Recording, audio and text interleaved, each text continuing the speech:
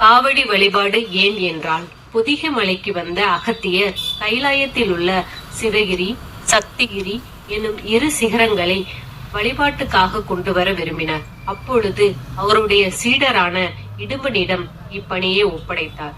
இடும்பனும் தன் மனைவி இடும்பியுடன் சென்று சிகரங்களை காவடியாக தோளில் சுமந்து வந்தான்.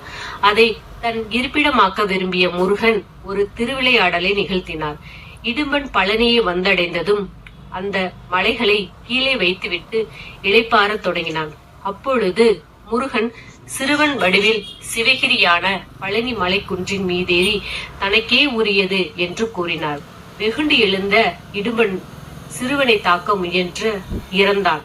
குருநாதரான அகத்தியரின் உதவியை இடும்பனின் மனைவியான இடும்பி நாடினார். சிவகிரியில் வீற்றிருக்கும் சிறுவன் முருகப்பெருமான் என்பதை உணர்ந்த அகத்தியர் தன் சீடருக்கு உயிர் பிச்சை அளிக்குமாறு வேண்டினார்.